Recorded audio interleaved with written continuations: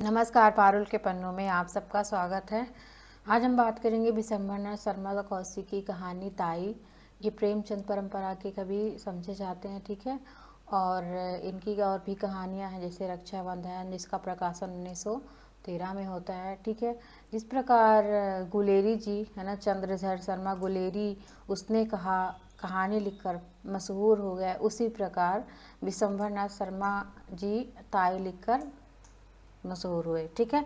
क्योंकि इनकी भी 300 से ज़्यादा कहानियाँ लिखी गई हैं, ठीक है। जिस प्रकार प्रेमचंद 300 से ज़्यादा कहानियाँ लिखते हैं, उसी प्रकार विशंभरनाथ शर्मा कौशिक भी 300 से ज़्यादा कहानियाँ लिखते हैं। तो आज हम पढ़ेंगे ताई, ठीक है। ताई एक पारिवारिक कहानी है, किस प्रकार से ताई और ताऊ, मतलब परिवार में बड़े पिता बड़े माँ है ना, और परिवार में माता पिता के साथ साथ सबका प्यार मिलता है बच्चों को, उसी को दिखाया गया है। हृदय परिवर्तन की कहानी है ना। तो ताई मतलब बड़ी माँ और ताऊ मतलब बड़े पिताजी, ठीक है। एक छोटे से बालक की कहानी है। चलिए हम आज देखते हैं ताई कहानी। ताऊ, हमें रेलगाड़ी मतलब ला दोगे, रेलगाड़ी है ना, रेलगाड़ी ला दोगे क्या, कहता हुआ एक पंचवर्षीय बालक बाबू रामदीन है ना, रामजी दास के पास दौड़ता हुआ आता है। बाबू साहब दोनों हाथ मतलब बाहें फैलाकर उसको ले लेते हैं। हाँ बेटा, ला देंगे ना। उनके इतना कहते ही बालक उनके निकट आ गया। उन्होंने बालक को गोद में उठा लिया और खूब उसका मुख चूमकर उसे बोले, क्या करेगा रेलगाड़ी का, है ना। तो बालक बोला, उसमें मैं बैठकर बलि दूल जाएगा, है ना, उसमें बैठकर बलि दूल जाएगा, हम भी जाएंगे, चुन्नी को भी ले जाएंगे। उसकी बहन थी चुन्नी, जो 2 साल की थी, और लड़का 5 साल का। बाबूजी को नहीं ले जाएगा क्या, हमें रेलगाड़ी नहीं ला देंगे तो ताऊ जी तुम ला दोगे तो तुम्हें ले जाएंगे, है ना। और बाबूजी और किसे ले जाएगा बोलते हैं। रामजी दास तो बोलता है, बालक दम भर सोच कर बैठा रहा, और बच और किसी को नहीं ले जाएंगे। पास ही बाबू रामजी दास की अर्धांगिनी बैठी हुई थी, और बाबू साहब ने उनको इशारा करके कहा कि और अपनी ताई को नहीं ले जाएगा क्या। तो बालक कुछ देर तक अपनी ताई की ओर देखता रहा, और ताई उस समय कुछ चिढ़ी सी हुई थी, मतलब कुछ चिढ़ी हुई बैठी थी। बालक को उनको मुख का भाव अच्छा न लगा, ताई के मुख का भाव बालक को अच्छा न लगा, अतः वह बालक ताई को नहीं ले जाएगा, है ना, ताई को नहीं ले जाएगा। ताई जी सुपारी काटती हुई बोली, अपने ताऊ को ही ले जा, है ना, मेरे ऊपर दया रख। ताई यह बात बड़ी बेरुखाई से कही थी। बालक ताई के शुष्क व्यवहार को तुरंत ताड़ गया। बाबू साहब ने फिर पूछा, ताई को क्यों नहीं ले जाएगा। तो बालक बोलता है, हमें ताई प्यार नहीं करती, है ना, प्यार नहीं करती है। बाबू साहब तो जो प्यार करे तो ले जाएगा क्या। बालक को इसमें कुछ संदेह था। ताई के भाव देखकर उसे आशा न थी कि वह प्यार करेगी, इससे वह बालक मौन रह गया। बाबू साहब ने फिर पूछा, क्यों रे, बोलता नहीं है, ताई प्यार करे तो रेल पर बिठाकर ले जाएगा क्या। बालक ने ताऊ जी को प्रसन्न करने के लिए केवल सिर हिलाकर स्वीकार कर लिया, और परंतु मुख से कुछ नहीं बोला। बाबू साहब उसे अपनी अर्धांगिनी के पास ले जाकर उससे बोले, तो लो, इसे प्यार कर लो, तुम्हें ले जाएगा। परंतु बच्चे की ताई श्रीमती रामेश्वरी को पति की यह चुगलबाजी अच्छी नहीं लगी। वह तुरंत ही तुनक कर बोली, तुम्हें रेल पर बैठ के जाओ, मुझे नहीं जाना। बाबू साहब ने रामेश्वरी की बात पर ध्यान नहीं दिया। बच्चे को गोद में बैठाते हुए चेष्टा की और प्यार करने लगी। फिर तो रेल नहीं ले जाएगा, मतलब फिर तो रेल में नहीं बिठाएगा, क्यों रे मनोहर। तो बच्चे का नाम था मनोहर, जो 5 साल का बालक था, ठीक है। मनोहर ने ताऊ की बात का उत्तर नहीं दिया। इधर ताई ने मनोहर को अपनी गोद से ढकेल दिया। मनोहर नीचे गिर पड़ा। शरीर पर तो चोट नहीं लगी, पर हृदय में चोट लगी। बालक रो पड़ा, है ना। बाबू साहब ने बालक को गोद में उठा लिया, चूम कर उसे पुचकार कर चुप कराया। तत्पश्चात उसे कुछ पैसे और रेलगाड़ी देने का वचन दिया और छोड़ दिया। बालक मनोहर भयपूर्ण दृष्टि से अपनी ताई की ओर ताकता हुआ उस स्थान से चला गया। मनोहर के चले जाने पर बाबू राम दीन रामेश्वरी से बोलते हैं कि तुम्हारा यह व्यवहार कैसा है। बच्चे को ढकेल दिया, उसे चोट लग जाती तो। रामेश्वरी मुंह मटकाकर बोलती है, लग जाती तो अच्छा होता, क्यों मेरी खोपड़ी पर लाद रहे थे, है ना, लादे देते थे, आप ही मेरे ऊपर डालते थे और आप ही ऐसी बातें करते हैं। बाबू साहब कुढ़ कर बोले, इसी को खोपड़ी पर लादना कहते हैं क्या? रामेश्वरी कहे, और किसे कहते हैं? तुम्हें तो अपने आगे और किसी का दुख सोचता ही नहीं है, ना जाने कब किसका जी कैसा हो, तुम्हें उन बातों को की कोई परवाह ही नहीं है, अपनी चुहल से ही काम रहता है। बाबू साहब ने कहा, बच्चों की प्यारी प्यारी बातें सुनकर तो चाहे जैसा जी हो प्रसन्न हो जाता है, मगर तुम्हारा हृदय ना जाने किस धातु का बना हुआ है। रामेश्वरी, तुम्हारा हो जाता होगा, होने को तो होता है, मगर वैसा बच्चा भी तो चाहिए। पराये धन से भी किसी का घर भरता है क्या?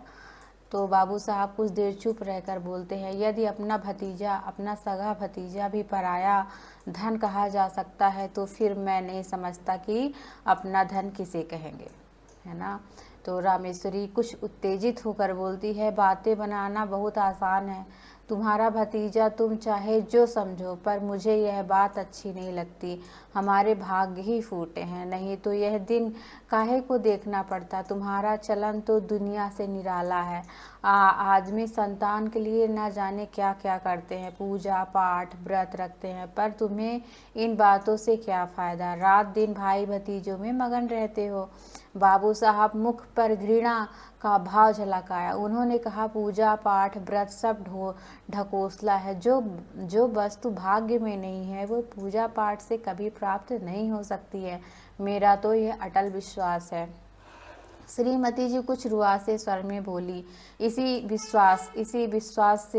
इसी विश्वास ने सब चौपट कर रखा है। ऐसे ही विश्वास पर सब बैठ जाएं तो काम कैसे चलेगा। सब विश्वास पर ही तो बैठ नहीं रह सकते ना। आदमी काहे को किसी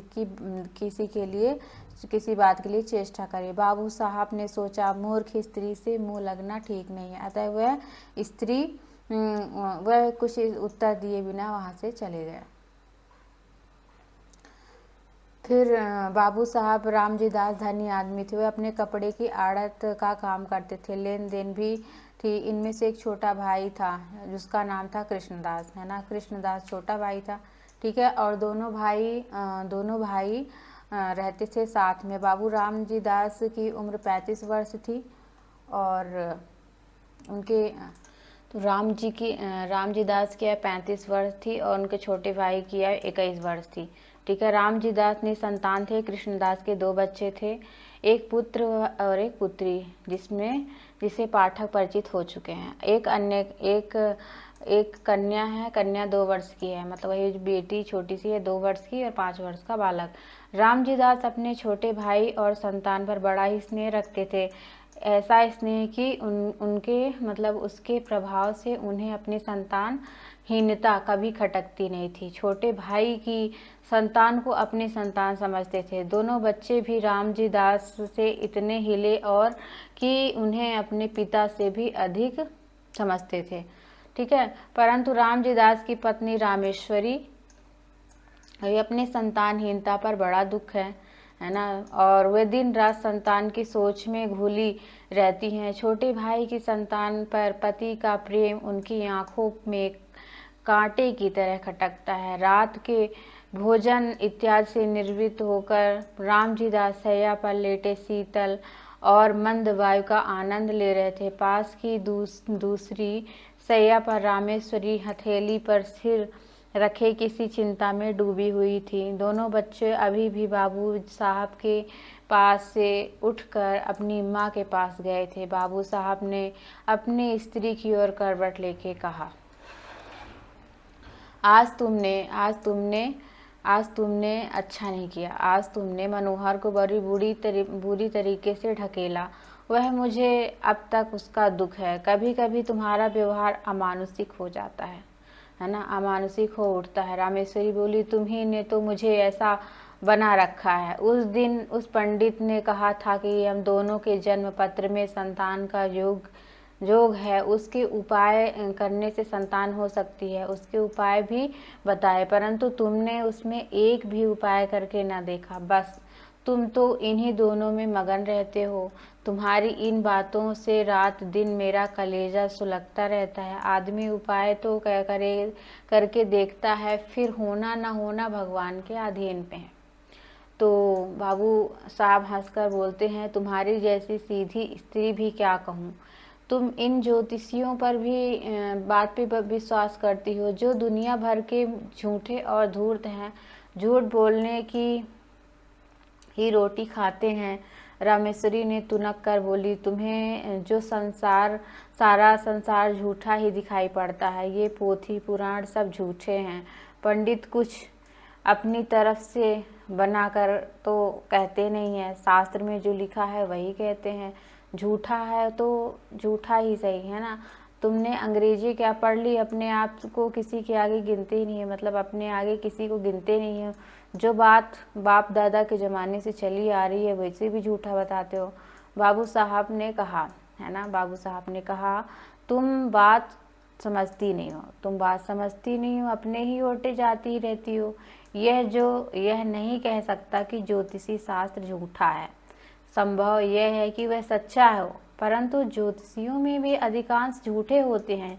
उन्हें ज्योतिषी का पूर्ण ज्ञान नहीं होता और एक छोटी मोटी पुस्तक पढ़ के ज्योतिषी बनकर बैठ जाते हैं, लोगों को ठगते फिरते हैं। ऐसी दशा में उनकी बातों में कैसे विश्वास किया जा सकता है।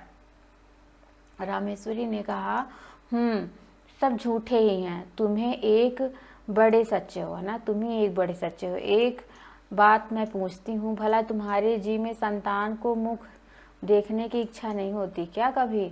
इस बार रामेश्वरी ने बाबू साहब के हृदय में, कोमल हृदय में पकड़ा था, है ना।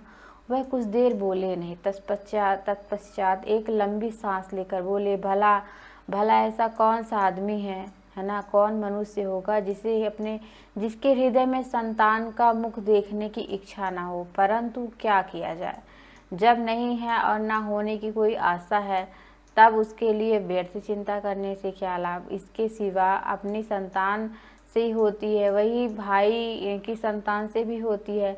जितना स्नेह अपनी पर होता उतना ही स्नेह इन पर भी है। जो आनंद उनकी बाल क्रीड़ा से आता वही आनंद इनकी में बाल क्रीड़ा में आ रहा है। फिर नहीं समझता कि चिंता क्यों की जाए। रामेश्वरी कुढ़कर बोली, तुम्हारी समझ को मैं क्या कहूँ, तुम्हारी समझ को मैं क्या कहूँ, इसी से तो रात दिन जला करती हूँ। भला तो यह बताओ कि तुम्हारे पीछे क्या इन्हीं से तुम्हारा नाम चलेगा। बाबू साहब हंसकर बोले, अरे तुम भी कहाँ की क्षुद्र बातें करने लग गई।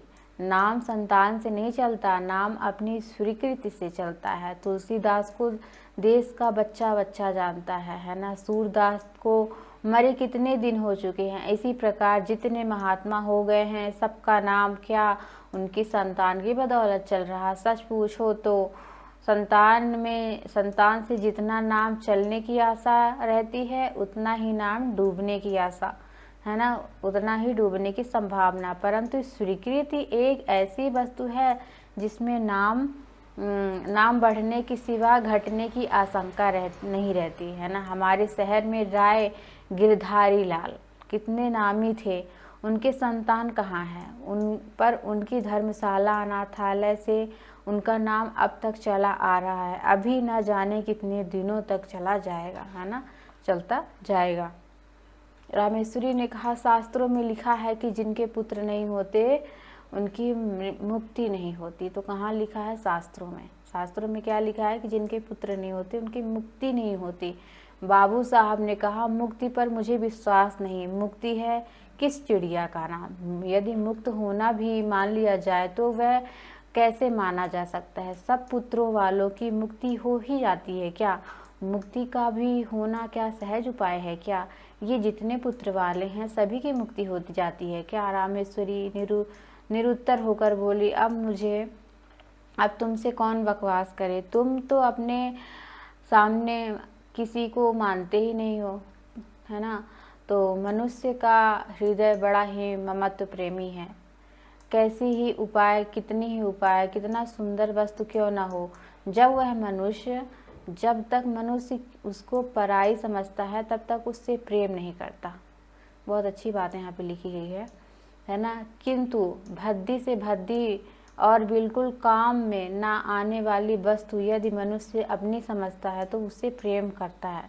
पराई वस्तु कितनी ही मूल्यवान क्यों ना हो, कितनी ही उपयोगी क्यों न हो, कितनी ही सुंदर क्यों न हो, उसके नष्ट होने पर मनुष्य को कुछ भी दुख का अनुभव नहीं होता। इसीलिए क्योंकि वह वस्तु उसकी नहीं, पराई है।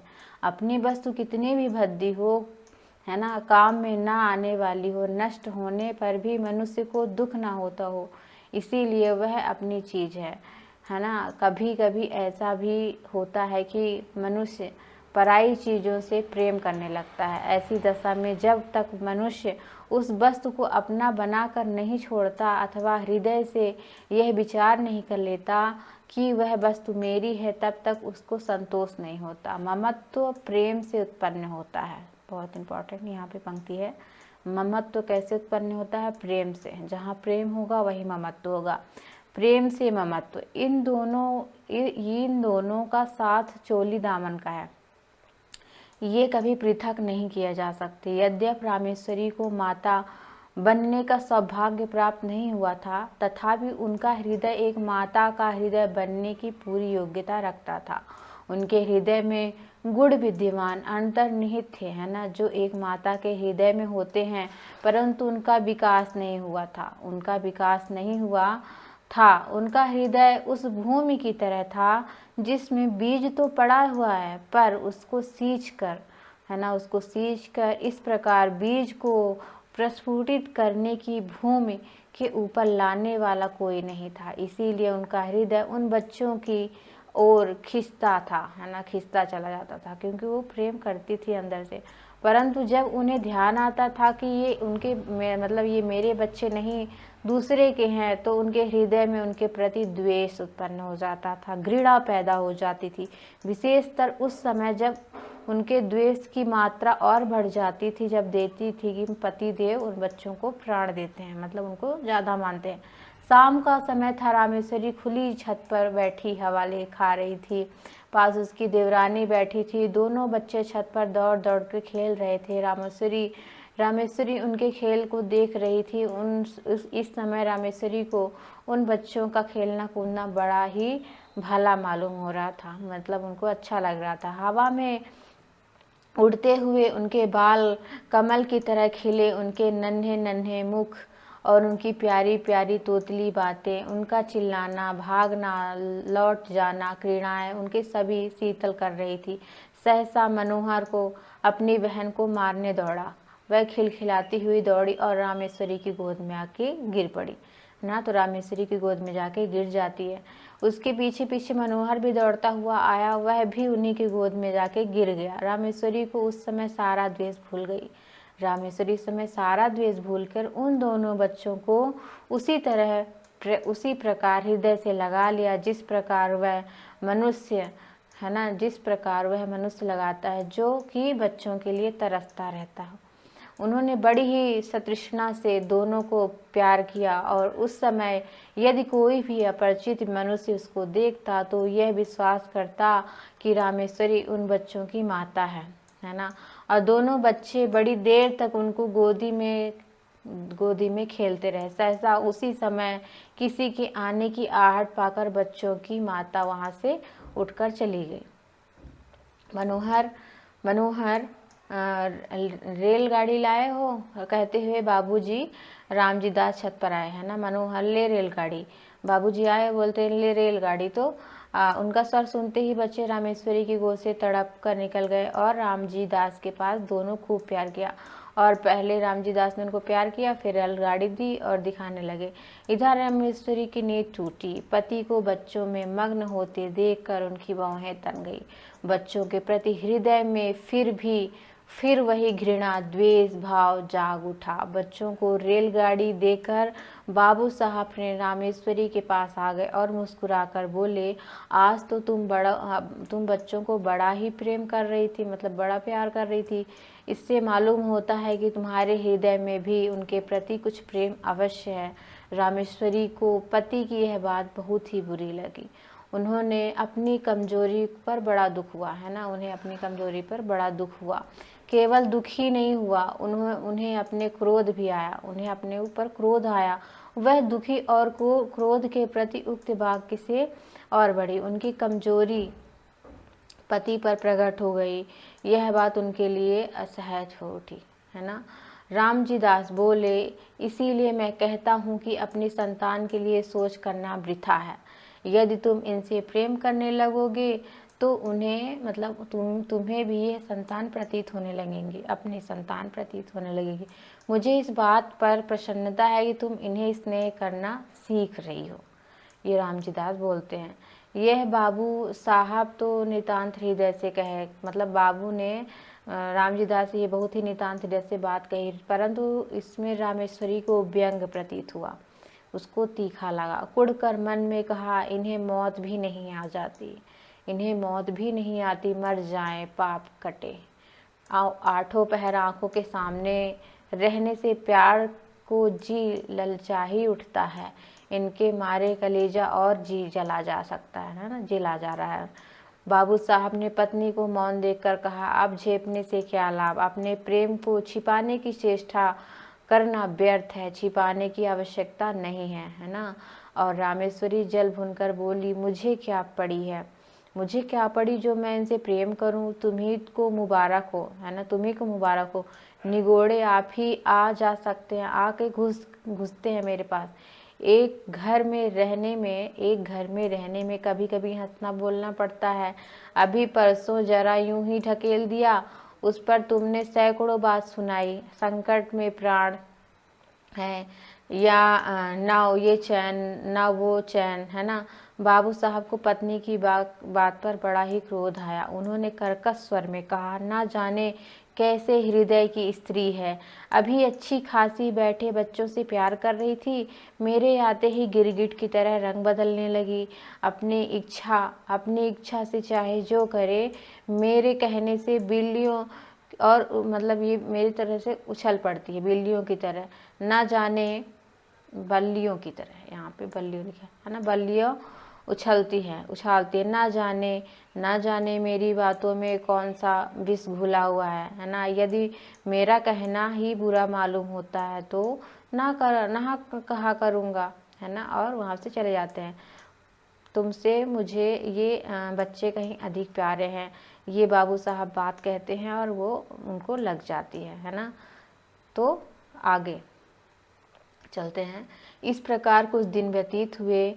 दिन नियमानुसार रामेश्वरी छत पर अकेली बैठी थी। उसी दिन उसके हृदय में अनेक प्रकार के विचार आ रहे थे। विचार कुछ नहीं, अपनी निजी संतान, है ना, निज संतान का अभाव, पति का भाई संतान के प्रति अनुराग इत्यादि। कुछ देर बाद उसके विचार में वह स्वयं ही कष्टदायक प्रतीत होने लगे। मतलब वो सोच रही है कि मेरे बच्चे नहीं है ना।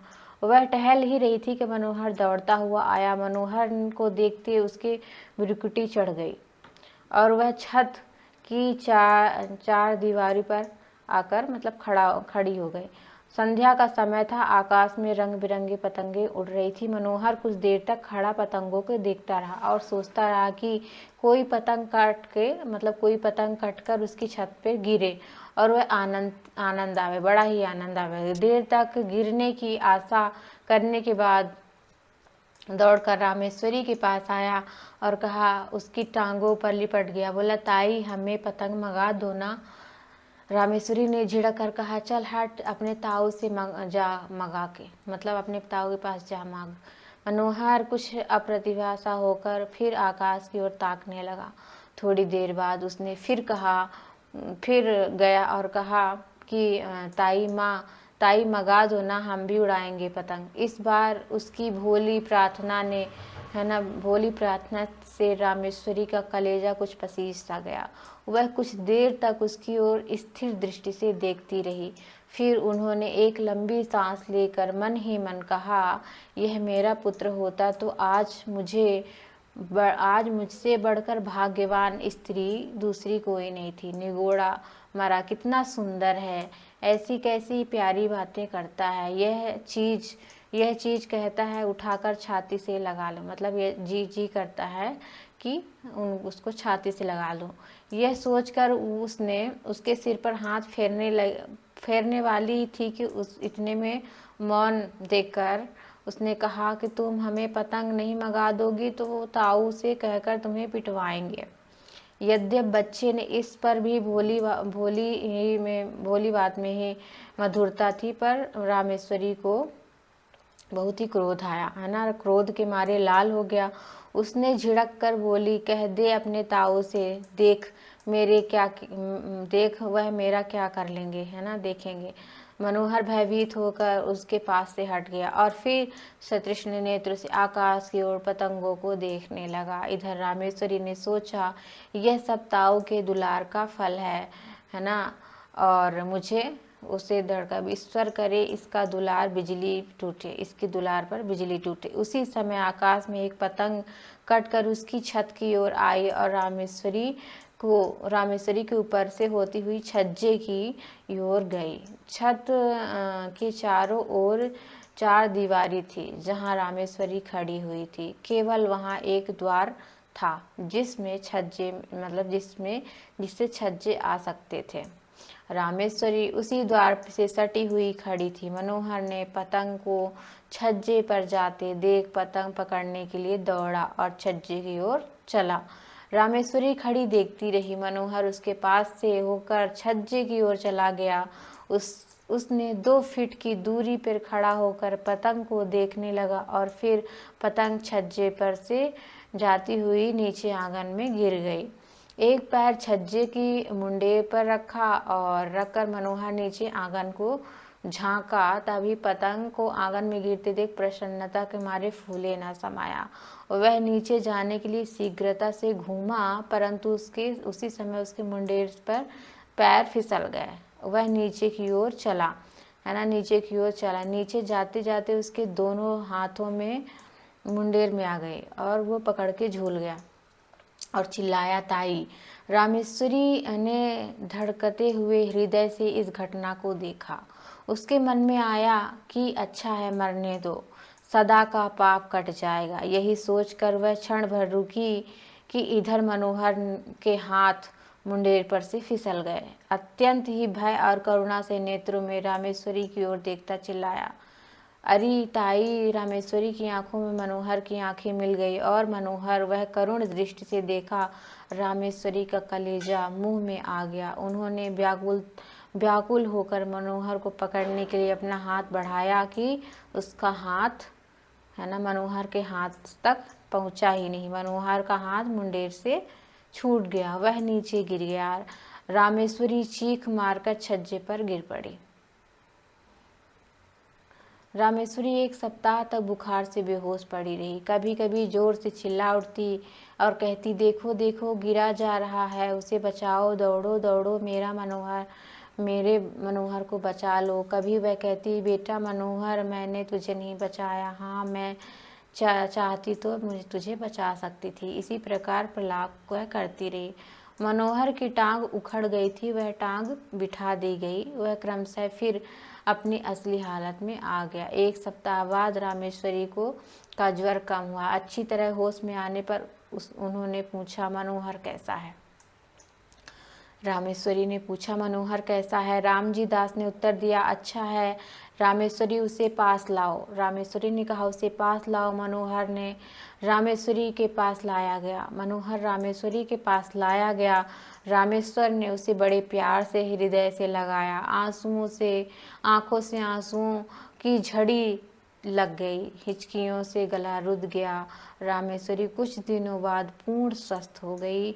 अब वह मनोहर और उसकी बहन दोनों ही चुन्नी से द्वेष नहीं करती थी, मनोहर से और चुन्नी से द्वेष नहीं करती थी। और मनोहर तो अब उसका प्राणाधार हो गया था, उसके बिना उसे एक भी क्षण की कल नहीं पड़ती थी। ठीक है, और यहीं पे कहानी समाप्त होती है। किस प्रकार रामेश्वरी का हृदय परिवर्तन होता है ना, और किस प्रकार वो बच्चों से प्रेम करती है। ठीक है, तो अगर आपको क्लास अच्छी लगती है तो आप लाइक, शेयर और सब्सक्राइब कीजिए। धन्यवाद।